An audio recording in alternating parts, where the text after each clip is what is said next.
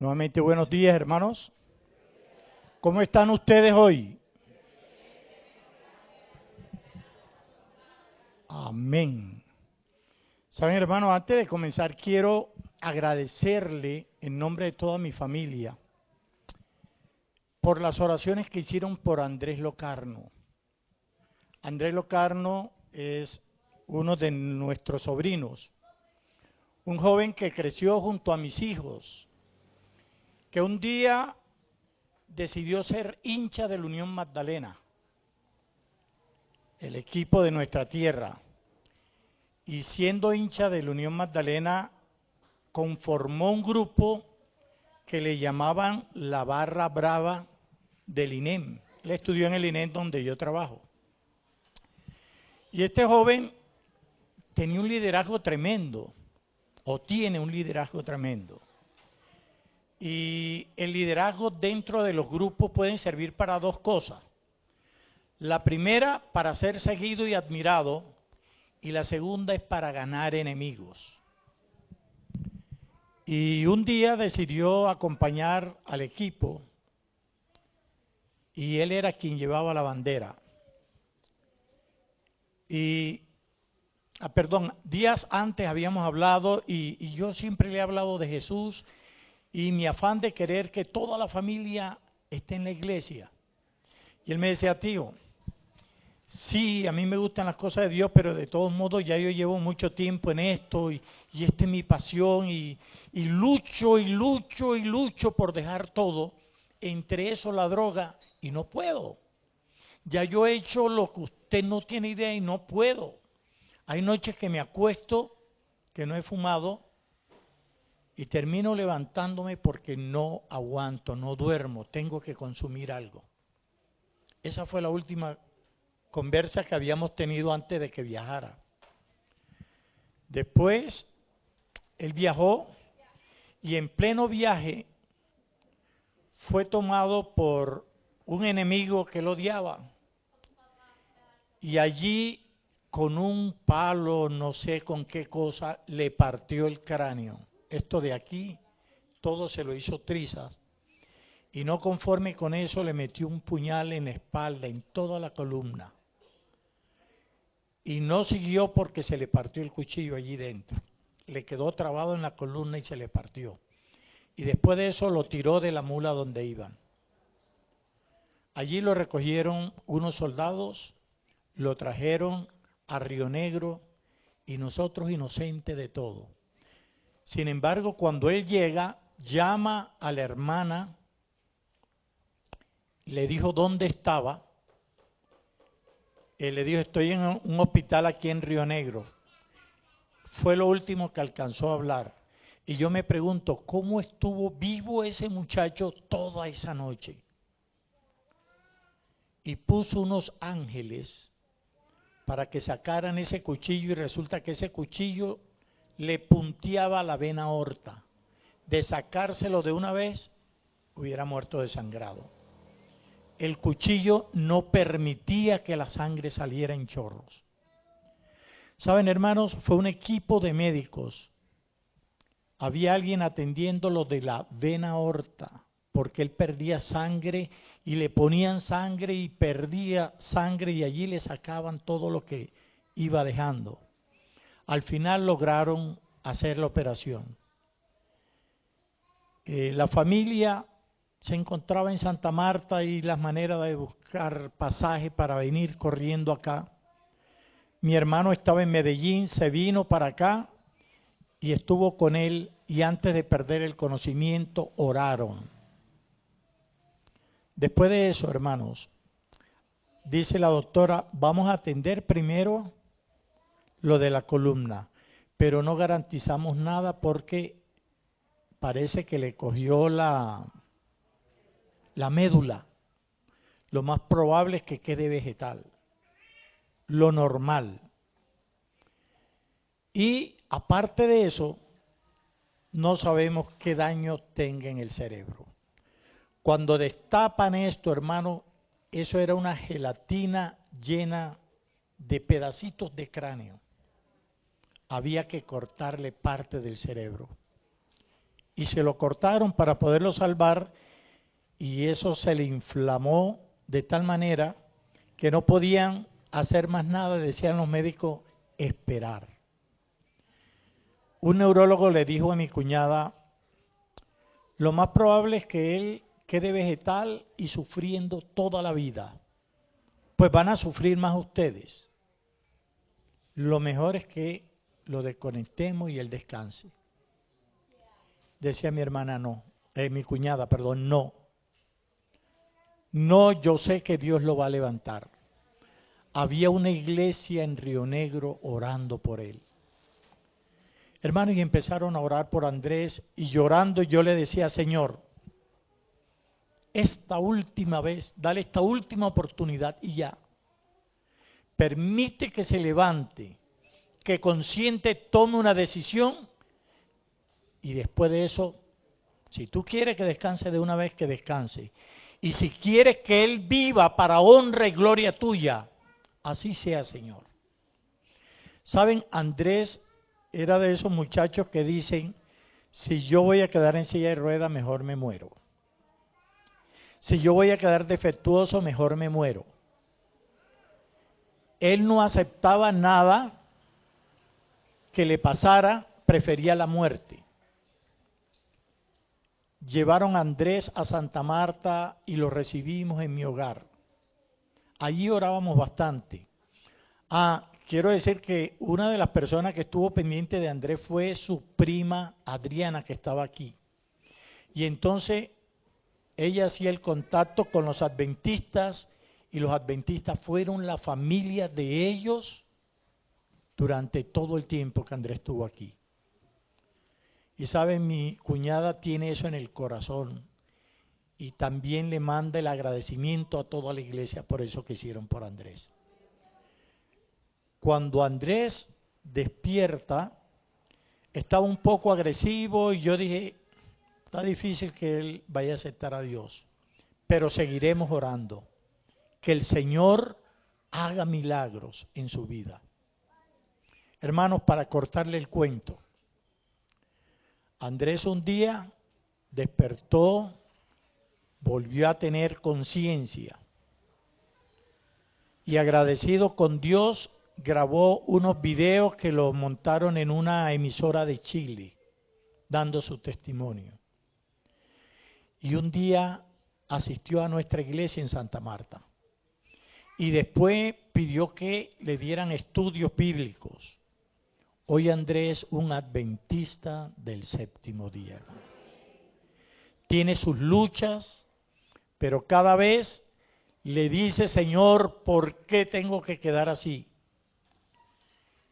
Y después dice, bueno, ya ha ido empezando a aceptarse. Dijo, bueno, pero por lo menos ya camino. Empezaron a hacerle terapia y contra todos los pronósticos, Andrés camina. Y él quiere venir un día a Río Negro para darle gracias a los doctores, aun cuando ellos decían que no se iba a salvar, que si se salvaba quedaba parapléjico, que no iba a hablar, que no iba a ver, que no iba a caminar. Y Andrés habla, camina, Andrés ora, Andrés tiene luchas, pero el Espíritu Santo ha ido haciendo milagros en su corazón cada día. Así como ha crecido en lo físico, refiriéndome a que ya camina, que Andrés, aparte de eso, está liderando en el barrio. Andrés ha tenido charlas, una vez me lo llevé para el colegio para darle charla a los jóvenes, y sé que el Señor hará muchas cosas a través de Andrés. Por eso pido que sigan orando, para que el Espíritu Santo siga moldeando ese carácter que un día fue indómito y que no le daba pase al Espíritu Santo, hoy está sometido al Señor. Entonces, hermanos, en nombre de mi familia y en especial de Andrés, quiero darle las gracias por todo el apoyo que le dio esta iglesia. Bien, hermanos, quiero que busquemos en nuestra Biblia en el libro de Apocalipsis, el capítulo 7. Ahorita Luis David me dijo que no hiciera mala cara, entonces voy a pedirle a ustedes que lean. Lo que pasa es que no tengo las gafas y yo para leer hago así. Él dice que hago mala cara. Entonces voy a pedirle a ustedes que me ayuden con la lectura también.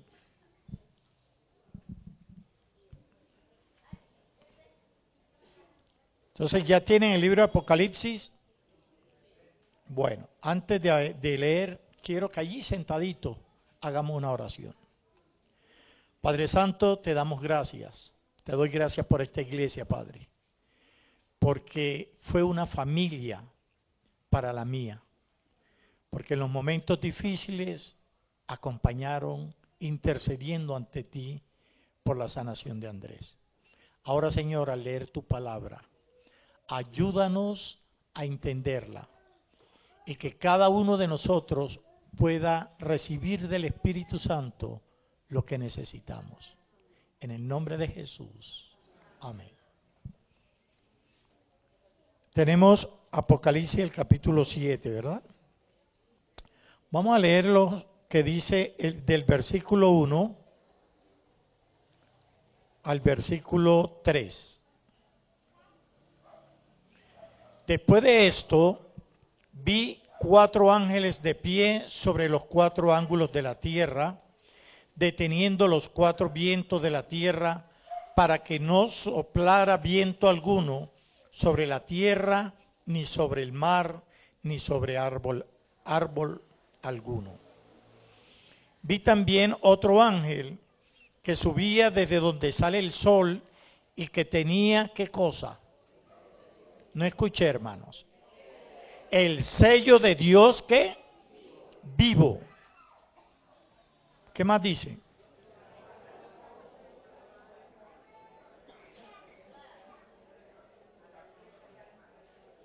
¿Cómo decía? No hagáis daño a la tierra, ni al mar, ni a los árboles. ¿Hasta cuándo?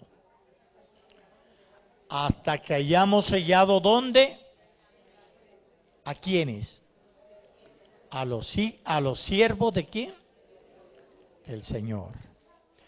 Hermanos, vamos a imaginarnos la escena. Están los 4 ángeles sosteniendo los 4 vientos. ¿Qué poder o qué orden tienen esos ángeles? Hacer daño a la tierra, al mar y a todo lo que está allí, ¿verdad? Pero un ángel que viene del sol le da una orden y dice, un momento, todavía no hagan daño alguno hasta que hayamos sellado a los hijos de Dios. Hermanos, ¿quiénes son los hijos de Dios? ¿Quiénes son los siervos de Dios? ¿Quiénes? La iglesia de Río Negro, hermanos. La iglesia de Río Negro hace parte de los siervos de Dios.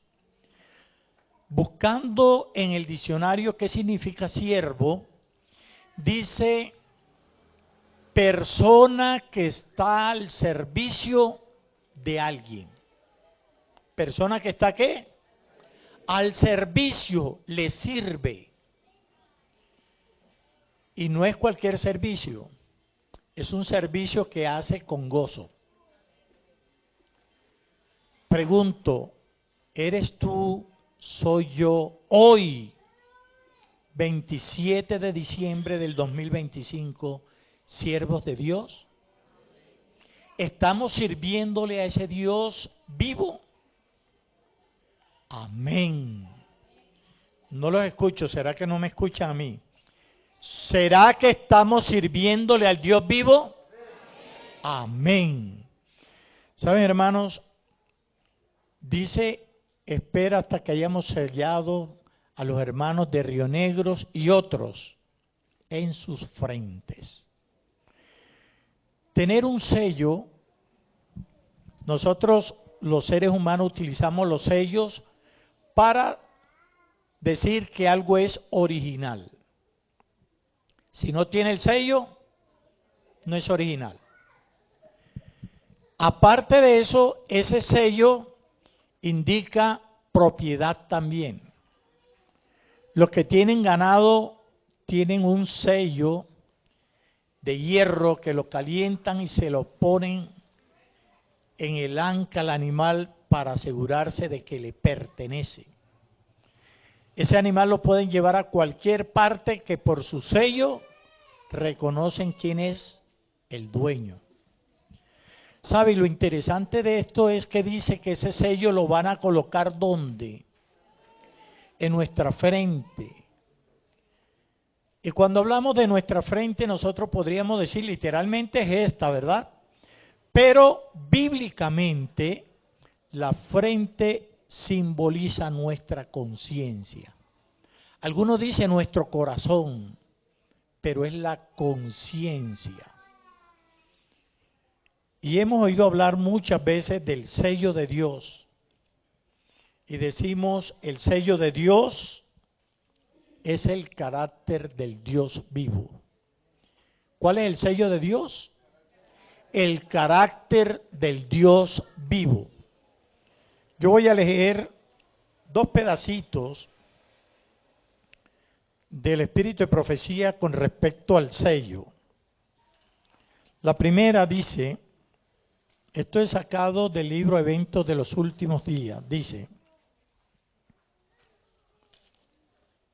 el sello del Dios viviente será colocado únicamente sobre los que tengan un carácter semejante al de Cristo. Amén. Podemos hasta aprenderlo. El sello del Dios viviente será colocado únicamente sobre los que tengan el carácter semejante al de Cristo. Amén. Hermanos, ¿y cómo hacemos para tener el carácter semejante al de Cristo? Dice, así como la cera toma la impresión del sello, así el alma debe recibir la impresión del Espíritu Santo, del Espíritu de Dios, y retener la imagen de Cristo. Amén. Saben, hermanos, el Señor quiere que tú tengas su sello, porque solo teniendo el sello de Dios en nuestra mente, Él podrá reclamarnos ante el enemigo. Siguiendo la historia de David que venían contando, yo recuerdo que hablaban de un David que el profeta Samuel fue a buscar a un hijo de de Isaí, para ungirlo como rey. Y trajeron a los hijos mayores, pensando que podía ser uno de ellos, pero solo había uno conforme al corazón de Jehová. ¿Quién era? David. David era ese niño que había aprendido a conocer a Dios. David en el campo cuidando las ovejas necesitaba la ayuda de alguien grande que pudiera acabar con los enemigos, el oso, el león, el tigre. Y dice la historia que David aprendió a manejar una honda.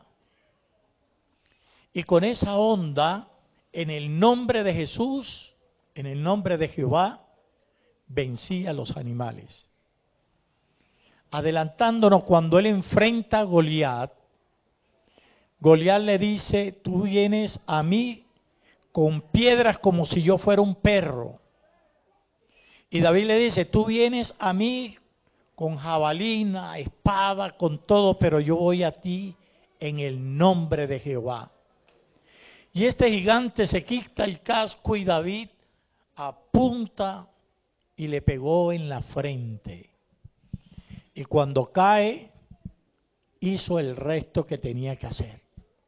Acabar con el enemigo y levantar el nombre de Dios en alto. A pesar de su edad, de sus fuerzas y al enemigo que enfrentaba, David sabía quién era Jehová de los ejércitos. tenía en ese momento el sello de Dios en su frente. Tenía un carácter apacible. David cantaba con una lira y era como si cantara un ángel.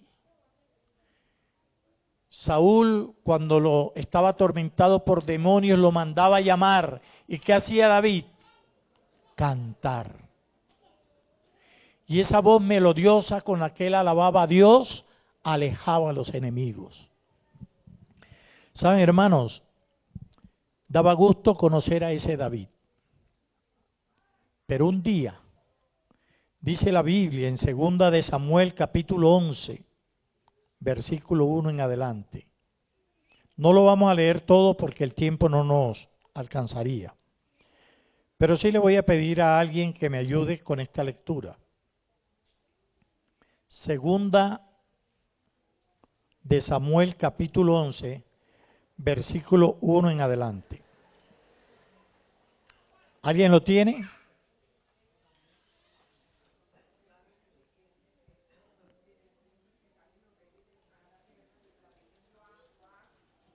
Perdón, la hermana está leyendo. ¿Le podríamos acercar un micrófono?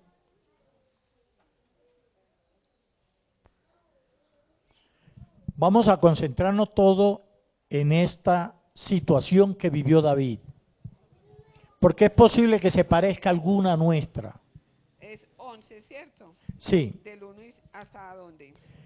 Del 1 en adelante, yo le digo, hermana, hasta ahí. Aconteció al año siguiente, en el tiempo que Hay que salieron los prender el reyes a la micrófono. guerra.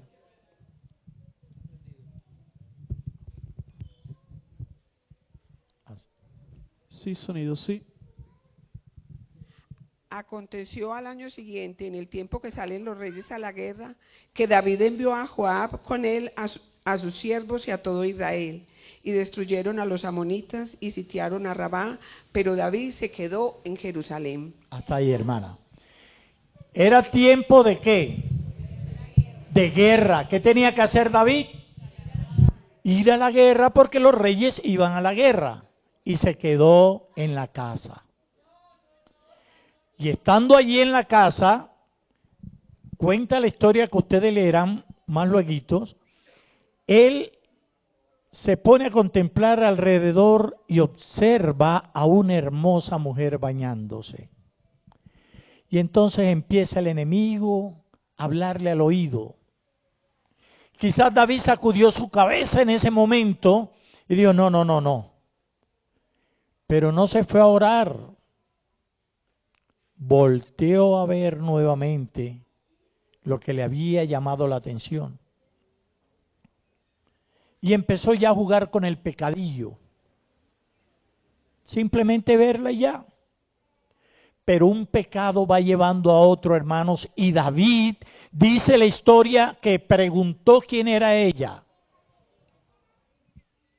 Y le dijeron algo que él debió tener en cuenta y dijeron, ella es la esposa de ¿quién? ¿Y saben quién era él? Era un hombre que no era del pueblo de Israel, pero que había aceptado la fe de Israel y había decidido serle fiel al rey. Y este hombre, fiel a Dios, ¿estaba dónde? Entonces el diablo le sugiere a David, está solita. Y David, como era el rey poderoso, tráiganmela. Bueno, de pronto vamos a hablar un rato y fuera. Pero no fue a hablar un rato, hermanos. Una vez que se empieza a ensuciarse los pies con el pecado, si no nos detenemos con la ayuda de Dios, iremos resbalando y metiéndonos más. Y así fue David. Y entonces David está con esta mujer y luego, pasado un tiempo, le dice ella, parece que estamos en problemas. Estoy en embarazo. David empieza a preocuparse, a rascarse la cabeza, ¿y qué hago? ¿Cómo oculto este pecado? Y va a cometer otro peor para poder ocultar este, y es llamar a su soldado fiel. Y lo llama y le dice, ajá, ¿cómo va la guerra? Bueno, hoy vas a tener descanso y te vas a tu casa a acostarte con tu esposa, a pasarla con tu esposa. El rey se acuesta, pero este hombre no se fue a acostarse con la esposa. ¿Dónde durmió él? Ese día durmió en el palacio cuidando al rey. No funcionó la treta que el enemigo le dio. Saben, a veces el Señor le hace para ver si hace un clic, pero David no hacía clic, hacía clac, le seguía al diablo. Y este hombre que había caminado con Dios hasta ese momento, le dice, hace la siguiente treta. Voy a emborracharlo, de pronto borracho este hombre ya me hace caso. Y borracho no sabe. Así que lo embriaga. ¿Y qué hace este hombre valiente, fiel del rey? Se queda en el palacio. Borracho y todo, se quedó en el palacio cuidando a su rey. Y entonces David le pregunta, ay, ¿por qué no te fuiste? Y dice, ¿cómo voy yo a ir, mi señor? Para mi casa, pasarla bien, cuando el pueblo está en guerra, cuando el general está peleando, batiendo su vida ya con el enemigo. No, yo no puedo hacer eso, rey. Y David entra a otro terreno más peligroso. Manda una carta con él mismo para que lo asesinaran. Y este hombre fiel al rey no leyó la carta, la guardó, la entregó al general y el general hizo lo que le había pedido David. Ponlo donde esté lo más terrible y después déjenlo solo, lo más solo posible. Y así hicieron. Y luego el general le manda la razón al rey y le avisan que Urías había muerto. No sé si David sintió un descanso o se sintió peor. Pero saben, hermanos, en ese momento que él estaba en su locura, habla con sus hombres y le dicen, manden a traer a la viuda ya después de pasar el luto o el duelo. Y llega esta mujer a la casa de David. Yo no sé cómo se sentiría ella después de esa acción tan asquerosa, tan terrible ante los ojos de Dios. Entonces Dios dice, David no hace clic. Voy a mandarle a mi profeta, y le manda a Natán. Y luego que le manda a Natán, Natán le cuenta una historia para ver qué decía David. Y todavía David no se encontraba en esa historia cuando se refería a él mismo. Y él mismo pronuncia la condena, ese hombre es digno de muerte. Y le dice el profeta Natán, ¿sabe David? Ese hombre eres tú. Ese hombre eres tú. ¿Sabe? Debió haber corrido un frío por todo el cuerpo de David. Su cara tuvo que haberse caído de la vergüenza ante Natán. Y ahora este hombre avergonzado, que siente que quiere morir por lo que ha hecho, abre por fin una puertica pequeña al Espíritu Santo. Hermanos, qué triste que a veces nos tengan que ocurrir cosas horribles para poderle abrir una puertica al Espíritu Santo. ¿Saben? David todavía no le había ocurrido nada, pero ya había pronunciado la condena. Entonces le dice Natán, no, tú no vas a morir, pero de tu casa no va a parar la espada. De hecho, Su hijo mayor se enamora de una de sus hijas y la toma de manera indebida. La engañó, abusó de ella y trajo tragedia para la casa de David. Luego esta mujer se quita la vida y el hermano Absalón, molesto porque el rey no hizo nada contra su hijo mayor, planeó una venganza. Y de ahí en adelante el resto de la historia la leerán ustedes. Pero fue triste para David cada golpe que recibía. Ya por ultimito, como dice uno, su propio hijo trata de usurpar el trono. Y David cada día tiene mayor humildad. Y nuevamente se arrodilla delante de Dios. Desde el primero, dice, el bebé que venía en el vientre de esta mujer murió. Y de ahí en adelante él sabía la historia que le esperaba. El dolor fue tan grande y tan profundo que él decía, Dios es justo con todo lo que me pasa. Pero aún así, nosotros diríamos, merece la muerte. Terrible. Pero Dios no mira las acciones humanas sin mirar el corazón. Dice que David volvió a tener un carácter refinado por el Espíritu Santo. En medio del dolor le tocó aprender lo que le faltaba. Un hombre que desde niño le había servido a Dios, se apartó de Dios y cometió crímenes abominables. Y hoy podríamos decir que David es uno de los guerreros que le tocó luchar física y espiritualmente, como pocos guerreros encontramos en la Biblia. Hermano, uno mira en los salmos tantas cosas escritas por David, aun cuando no todos los salmos son de David, que si uno lo mira con profundidad puede ver el corazón de este hombre plasmado en letra, lo que él sentía. Y a veces nos identificamos con esos sentimientos. ¿Cuántos años tenemos de ser adventista? Hermano, quizás tú un día naciste de nuevo. Algunos tuvieron el privilegio de venir de hogares adventistas.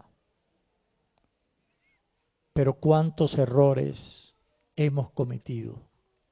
Cuánto descuido hemos hecho y el enemigo ha aprovechado para tratar de arrancar nuestra alma de las manos de Cristo. Un día el Señor triste dice, estoy triste, triste hasta la muerte. Y le dice a los apóstoles, acompáñenme un rato y velen conmigo. El Señor se sentía triste, pero estaba solo. Y decía, ¿de dónde conseguiré consuelo si mis amigos me han dejado solo?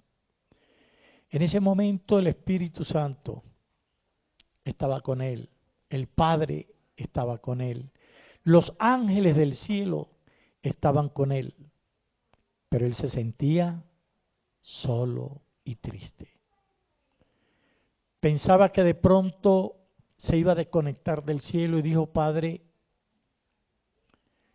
permite que pase de mí esta copa sin que yo la beba. Jesús quería morir como un cordero degollado por un sacerdote, pero Satanás no quería. Quería que tú y yo nos perdiéramos y lleva a Jesús a morir una muerte terrible. Lo desnudan, lo ponen en una cruz, antes lo abofetearon, lo latigaron, le hicieron sentir lejos del Padre, a punto que dice, Elí, Elí, lama sabbatani. Dios mío, ¿por qué me has desamparado? ¿Saben? Esa era la muerte que necesitaba recibir David, tú y yo. Pero en su infinito amor el Señor dijo, no, yo los amo.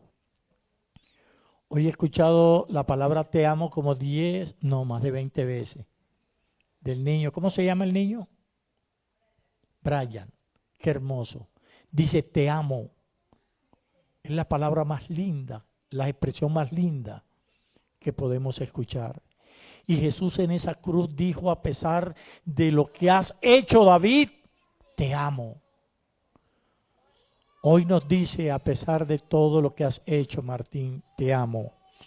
Y en medio de su dolor, en el Salmo 51, versículos del 1 al 10, David expresa su dolor. Salmo 51. Y yo quiero ahora que leamos todos. Vamos a leerlo de manera antifonal, allí sentaditos. Esa primera parte del Salmo 51.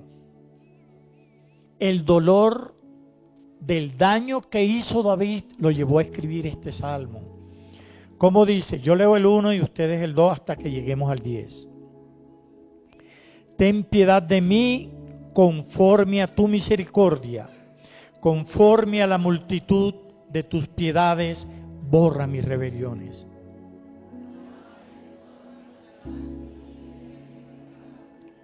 Porque yo conozco mis rebeliones y mi pecado está siempre delante de mí.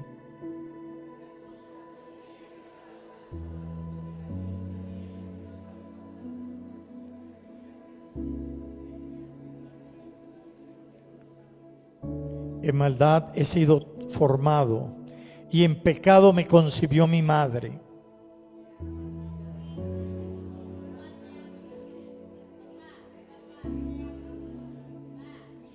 Purifícame con hisopo y seré limpio. Lávame y seré más blanco que la nieve.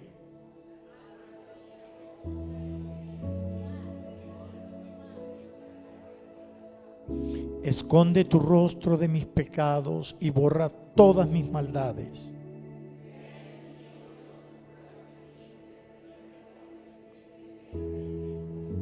Amén. Hermanos, un día Andrés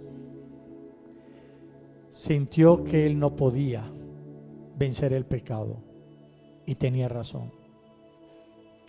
Un día Andrés estuvo al borde de la muerte y ustedes y yo le pedimos a Dios una última oportunidad. Hoy Andrés está vivo y en los caminos del Señor. Está luchando porque el Señor ponga su sello en su frente. Hermanos, estamos viviendo los últimos días de esta tierra. Y es necesario, porque dice el Espíritu de Profecía, únicamente los que tengan el carácter de Cristo tendrán el sello en su frente. Solo guardarán el sábado aquellos fieles de Dios, que dice en Apocalipsis, los que guardan ¿qué cosa? Y tienen la fe de Jesús. Tal vez hoy tenemos una buena relación con Dios y eso nos llevará a ganar la victoria en el nombre de Jesús. Pero si es lo contrario, hermanos, si de pronto hemos visto que no podemos con algunos vicios, algunos pecadillos que tenemos por ahí guardados, hoy es día de entregárselo al Señor. Hoy vamos a participar de una santa cena donde pondremos todo a los pies de Jesús. Y antes de participar de ella pondremos todos nuestros pecados en los pies de Cristo. Hermanos, si tú quieres tener el sello del Dios vivo en tu frente, igual que lo deseo yo, te invito a colocarnos de pie y vamos a leer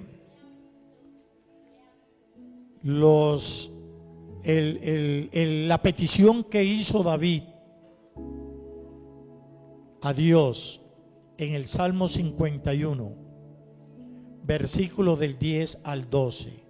Lo vamos a decir con todo el corazón. Vamos a pedir que nos los proyecten todos.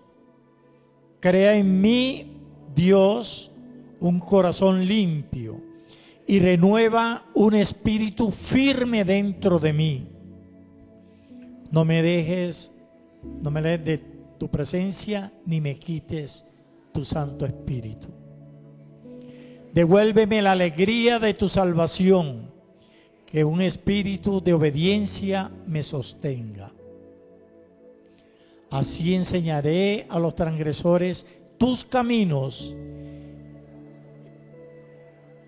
Amén. Vamos a colocarnos de rodillas los que podamos. Los que no allí sentados nos acompañan.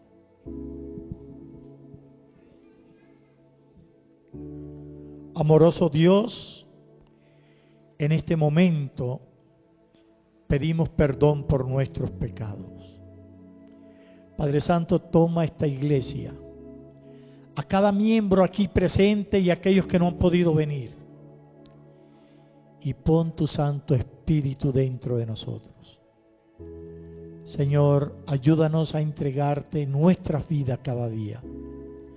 Ayúdanos a que tu Santo Espíritu nos aclare el camino y podamos caminar agarrados de tu mano en él.